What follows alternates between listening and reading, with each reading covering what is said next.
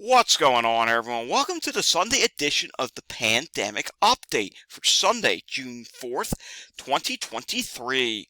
Hopefully everyone's staying safe since we did our wastewater update this morning. If you did not see the wastewater update this morning, it's the video directly before this one, down below on the list of videos in the content section on YouTube. And if you're new to my channel and this is the first time you've seen the Pandemic Update, go ahead, subscribe to the channel. This is something I do pretty much almost every day, or as much as I possibly can, and it's very important that we do these. While the media and the government have pretty much stopped talking about COVID, I go out there and do the research and look for any story that I can find in relation to COVID or other health-related topics that may be a problem. Alrighty, starting off today, it's not a terribly busy news day, but there are definitely things I want to show you. Lee Sung-hoon has tested positive. This is a Korean rapper and singer. Apparently they were supposed to be in a musical. Well, that's not happening. They're going to be absent from the Dream High musical because they tested positive for COVID. India. They've added 202 new cases, and I did read here somewhere within this that they did add 2 new deaths today. Alright, moving on to this. You've heard me talk about COVID in the brain many times before. You've heard me talk about how it can accelerate the potential Alzheimer's, dementia. It can cause memory problems. Well, I got a survey for you.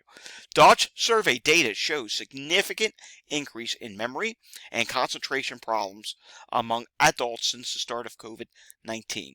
And yes, this is a big problem. We're just reading the headline here. This is a big problem. We know a lot of people with long COVID can get brain fog. And if you do not know what brain fog is, let me explain it to you. Let's just say I stop speaking for a second. I'm going to stop speaking. And I'm just staring. Let's just say I'm just like staring in a daze. Well, some people have that issue. They may be doing a day-to-day task. They may be speaking about something. And then suddenly they just pause and forget what they're doing. They just lose their train of thought, their concentration. That's brain fog. And this can be caused by coronavirus, as can Alzheimer's, as can dementia. Listen, folks, Alzheimer's is a terrible disease. I cared for my grandmother who had Alzheimer's about 10 years ago. She eventually passed of the disease. She was in her 90s when she passed, but Alzheimer's is a terrible disease, and the COVID pandemic can cause that. One infection can cause that to happen in, adults who catch COVID. There's one good effective tool that we have to prevent COVID. Right here, mask. And you're going to see me show this again in a couple moments. Moving on to our next story. There is this. Viruses and other bugs could make a summer comeback. Doctors are on the lookout for upticks in COVID and other viruses. This is from NBC News. COVID threw the infections diseases playbook out the window this past winter. Instead of the typical flu season, the U.S. endured a record mix of invasive strep infections, flu, RSV, enteroviruses, and other respiratory illnesses that competed with COVID to make most Americans sick at some point. Well, maybe most Americans did get sick, but I would be willing to bet the majority of Americans who wore an N95 or better mask, one of these tools right here, probably did not get sick this winter. I wore an N95 mask, and other than my typical long COVID issues of congestion and allergy-related stuff, I did not get an actual infection of any sorts this winter. Knock on wood, hopefully that continues, but I'm just saying, the mask does work. And I was in a few risky situations this past winter, and I got a couple coming up this summer that are unavoidable. So I'm just saying, the mask does work. And hopefully it continues to work. Hopefully COVID doesn't go super crazy, but we'll see. Alright, moving on to this story. Long COVID forced more than 2,600 NHS staff to take time off, figures show. The figures were released to the Scottish Liberal Democrats. So yeah, COVID is causing a big disruption in the medical field. It's not just in the UK or over in Australia or anywhere else in the world. It's happening here in the United States as well. It's a big deal. Have you been to the emergency room lately? God forbid, I hope you haven't been to the emergency room lately But I know people who have had to go to the emergency. Neighbors, friends, and it's pretty much the same deal. Short on staff, full emergency room. Why are they short on staff? Long COVID is a big reason for that. And right here, this out of NHS does confirm that.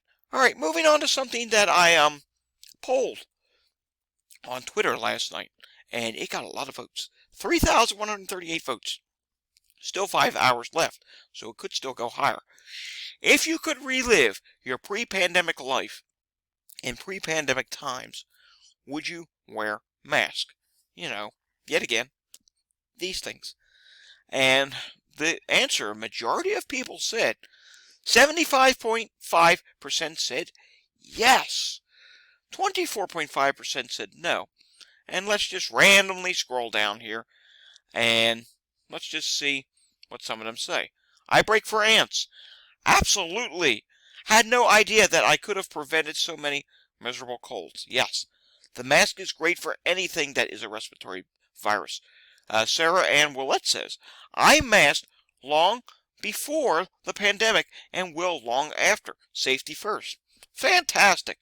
I'll be honest with you. I'll give you my take. Before the pandemic, I was not masking. However, I was an Uber driver before the pandemic. I actually did passengers, not just deliveries. Now it's just strictly deliveries. And I will say, I did encounter a couple foreign international students who actually did have a mask on pre-pandemic from China. So they knew what was going on over there. If I had to go back and do it again, would I be masking? Yes, I would be. I just would. It's just the right thing to do now. It helps with allergies. It helps with the regular common cold. It helps with flu, coronavirus, any other respiratory virus. It's good at helping prevent to keep you safe.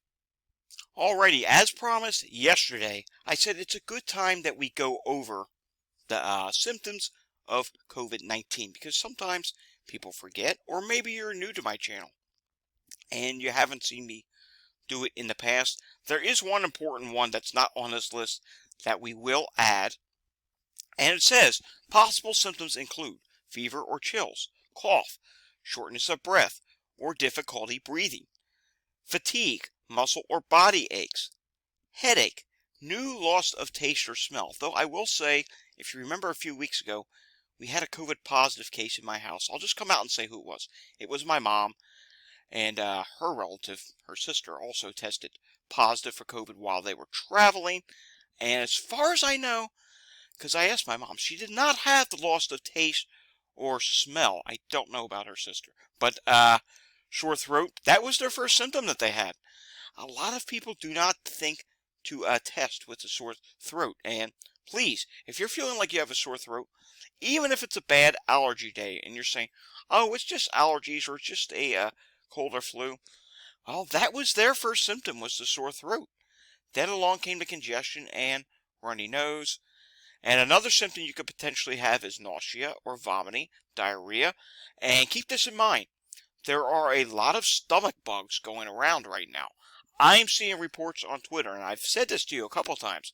I'm seeing reports on Twitter where these people test positive for COVID. And nausea or vomiting, that often gets overlooked, as does diarrhea. Remember, that can fall under a stomach bug. The one thing that we do not see on this list is the XBB.1.16 variant. The news has been on this. The CDC has warned of this, although it's not listed right here. Pink eye. People get issues with their eyes. Pink eye does happen. Now, my mom and my aunt, who did have COVID, they, as far as I know, did not get pink eye during it. Now, moving on here. When to seek emergency medical attention. The CDC says when you have trouble breathing, persistent pain or pressure in the chest, new confusion, inability to wake or stay awake, pale, gray, or blue-colored skin, lips, or nail beds, depending on skin tone. If someone is showing any of these signs, call 911 or call ahead to your local emergency facility and notify the operator that you are seeking care for someone who has or may have COVID-19. Alrighty, moving on to this day in COVID history, Just going to read this top one here. On June 4th of 2020, HHS announces new laboratory date reporting guidance for COVID-19 testing to include demographic data on race, ethnicity, age, and sex. Alrighty, in case you did not see it, we did our wastewater video this morning, as you can see here. It's right where we left it off, because nothing updates over the weekend. And as we saw, there were a few new red spots, new red sites, which are high sites, and a few orange ones, which are moderate sites, added this weekend. And in case you did not see yesterday, wastewater is rising in Boston. Taking a look at, let's take a look here at the latest variants. And XBB.1.5 is at 53.8%, I believe. It is the highest variant right now. It's a dominating one. XBB.1.16 is at 15.1%, and XBB.2.3 is at 4.9%. Taking a look at New Jersey and hospitalizations in New Jersey. Let's see if it updated. I refreshed it before starting this video. Did not see an update. Sometimes it comes in the afternoon. Okay.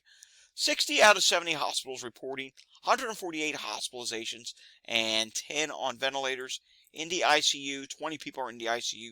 We do know hospitalizations is likely underreported because of 10 hospitals not reporting. Let's take a look at Hubbub World real quickly. And if we take a look here, you can see there are some hotspots expected this week. California, LA, the Bay Area of San Francisco, Chicago is a hotspot. I-95 from DC on up to Boston. That's going to be a hotspot this week for COVID. As is down in Florida, Miami, Orlando, Jacksonville, Tampa Bay. Atlanta's going to be a higher hotspot. I think our biggest one on here is really going to be New York City. And we can actually zoom into New York City here on the model. And we can see here, look at this. It's high for COVID. Very high for influenza-like illness. Nothing has changed. This is going to remain the case. All right, EMS calls in my city of Philadelphia. 746 EMS calls yesterday. That is lower than the number on Friday, which I believe was 812. It was over 800, let's put it that way. Very busy day. Not as busy yesterday. We'll see how today is trending. Let's take a look at the suburbs of Philadelphia. And we can see here there is not one, not two, not three, but 4 respiratory calls at the moment right now. And I do see cardiac emergency. I do see some vehicle accidents mixed in, so that's never a good thing either. And taking a look here at what's going on in Chester County, I do see 6 person choking, sick person, overdose. Yeah, there's a few things going on here, but not terribly busy, at least not at the moment. That can change at any given time of the day. New York State, we don't get an update from New York State out of the weekend, so the only thing I could do for you is repeat Friday's numbers. 546 cases, 4.9% positivity, 4.2% positivity to 7-day average. This week, we'll be looking at New York State to see if the positivity continues its trend upward, level off, or drop. And I'm not going to make a projection where it's going to go. We're going to continue to watch New York City wastewater this week. There was a tweet put it out. It was a mini thread put out yesterday stating that the wastewater data, the data's gotten a little more sensitive for detecting COVID, and that's why the wastewater's gone up so much. I don't know if that's true. Let's give it another week to see what happens. Maybe it's true. Maybe it's not true. Maybe it's just trying to minimize things. I honestly don't know, but it's definitely something we have to watch. Texas, our most recent update was last Wednesday. They had 3,675 cases this week. 36 deaths were reported, and 643 people in the hospital. I don't really have anything to show you in the international front, simply because it's pretty much outdated data. I have made a little more progress in the COVID positive archive. You can see here, I still have 112 topics to sort through. Eventually, I think this COVID positive section right here, it's going to eventually say TV personalities. I'm finding a few of them. I think there's a few more mixed in there.